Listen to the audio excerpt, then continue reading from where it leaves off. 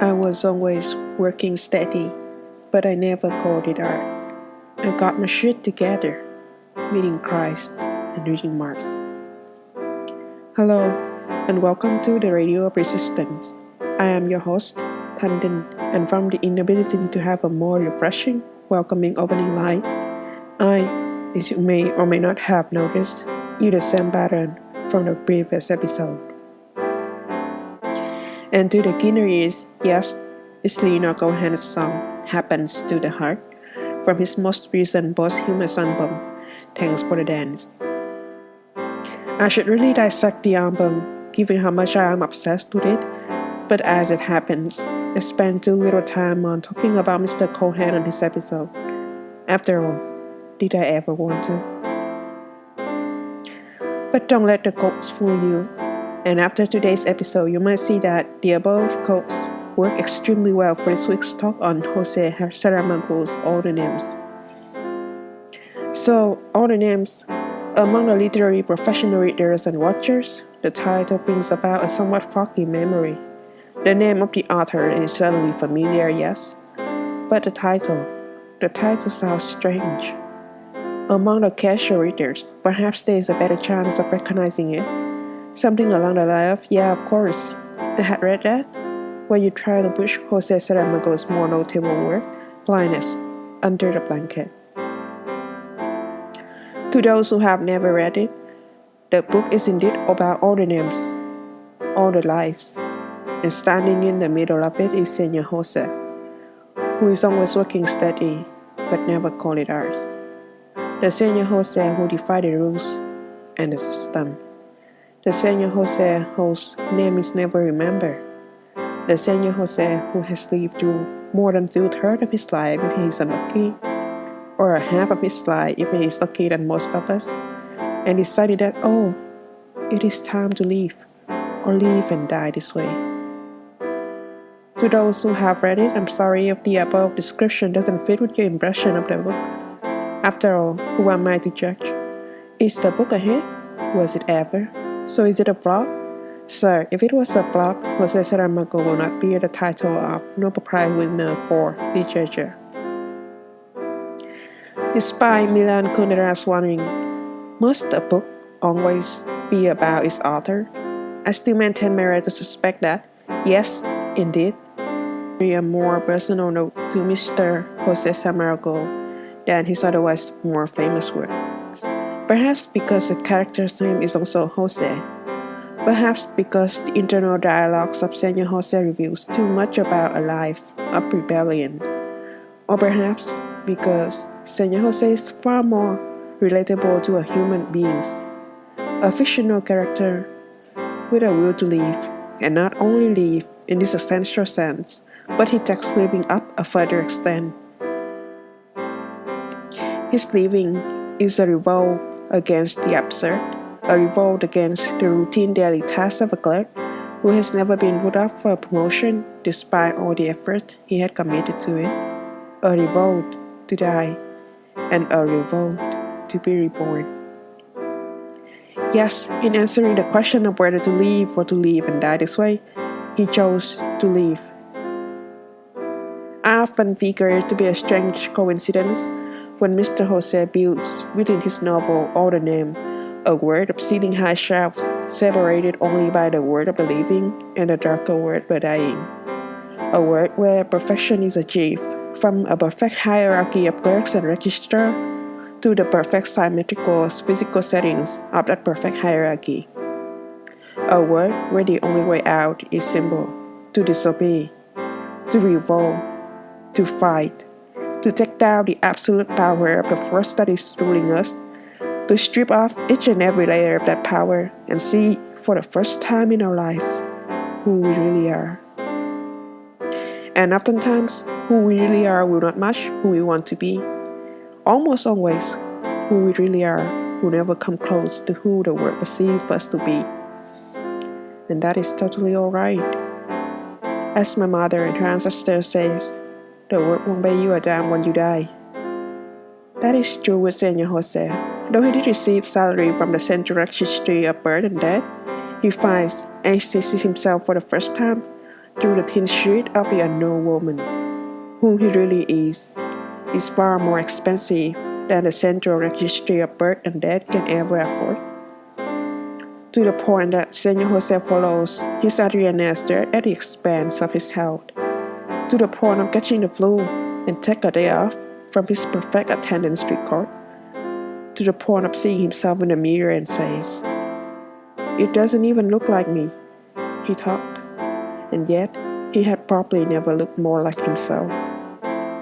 And thus, of course, is everything that matters. In an internal dialogue with himself, Senor Jose said, "That seems absurd to me." It is absurd, but it's about time I did something absurd in my life.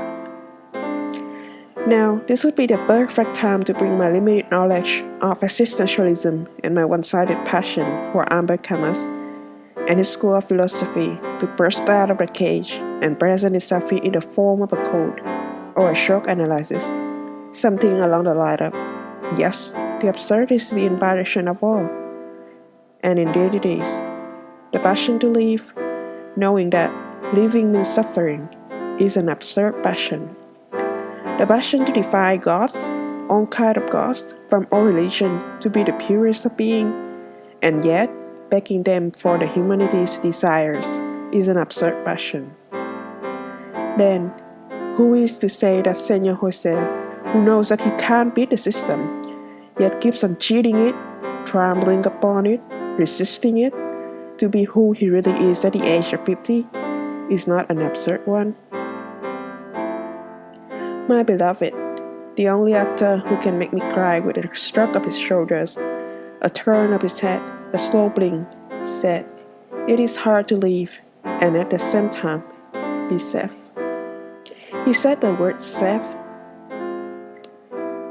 as his lips curled up into a drowsy smile, with the tiniest glaze formed up on his eyes, and the voice, oh, the gentlest of voice, broke a little. "Yes, sir," I said safe in its most literal and metaphorical senses. "No, sir, I am not lonely." Unlike Senor Jose, who chose to venture out in the night, defeated the system, and followed his soul Adriana's dare to leave the jail of the central object history, my unknown lover chose to stay. He chose to live and die this way.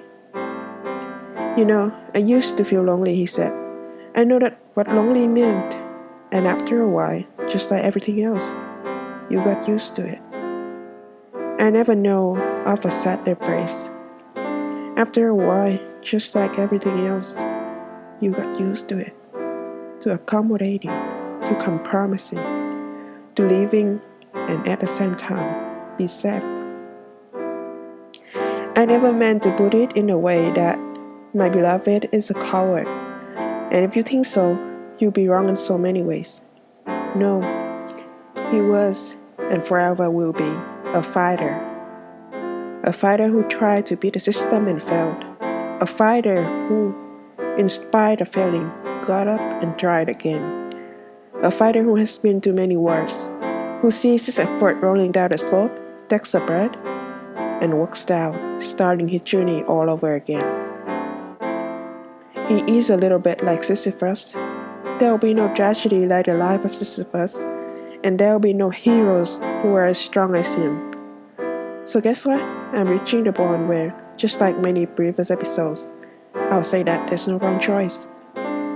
Whether it's Senor Jose who chose to leave, my beloved actor who chose to live and die this way, or Sisyphus who takes on his torment without any complaint, the torment of seeing his hopes die, there are none of us who can be otherworldly enough to say who is wrong and who is right. As Albert Camus said, one must imagine that Sisyphus is happy. And more often than not, I would like to imagine that Thanh Lộc is happy, that in his solitude, I don't call it loneliness because people always connect that word with some sad innuendos and connotations. In his solitude, Thanh Lộc, like Sisyphus, finds in him a hero, fighting against God's punishment and be happy in the fight. Talking about Thanh Lộc requires talking about his acting. Of course, To many of my listeners, the name does not ring any bells, not even the slightest gem. But Thanh Lộc constitutes my childhood and even more. A cathedral of arts holds influences everywhere in my stories. I have watched many of his dramas, and if God allows it, I hope to watch many, many more. But the only scene ingrained in my mind is forever of the first drama I watched 10 years ago in the theater.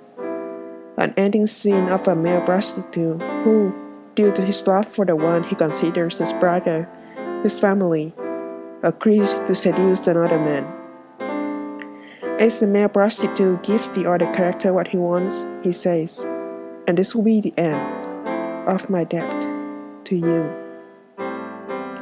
A breaking of the voice, a shrug of the shoulders, a pair of eyes glistening, drowning in sadness and darkness, a hope that dies too quickly, a love story that hasn't even found the glimmer of chance to bloom yet, and the male prostitute walks away. The small shoulders under the dim lining of the ending scene shakes a little when his lover says, "Wait, what else do you want?" The male prostitute says, "Anh thương em."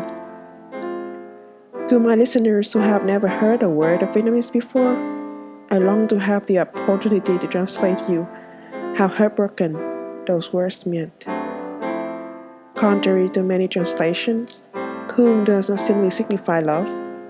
Thương is when you consider the other person beautiful, but that person does not want your beauty. Thương is when you love the other person like any ordinary people will love, but the fall is too hard and the wounds are too deep. Thương is when you have never done anything wrong and one day, love, just like any other days, decide to betray you.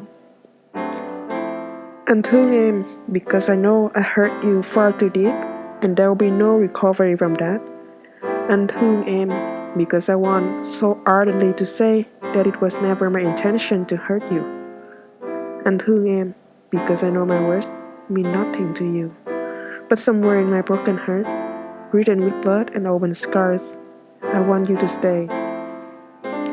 Anh thương em because I know that no matter what I do, you leave anyways. And the moment the back of the prostitute was shone upon by the dim light of the theater, the light which was slowly fading away, as he bowed his head, a shaking hand on the door, a hand in his pants pocket, in that precise moment, seeing the disappearing broad shoulders, I finally understood what solitude truly means. You know, my dear listeners, this is quite a depressing and personal episode. I guess when we are in our world of solitude and despair, we turn to whatever that can keep us going. From the clacking of the pots and pans, to the sound of the wind hitting the wind chime on a summer night, the suffering of humans in the consistency of living, breathing, and waking up every day, it will not end. So like how Albert Camus refers to the case of Sisyphus, one must imagine one is happy. To conclude this episode, I'll read to you the song that inspired one of my novels.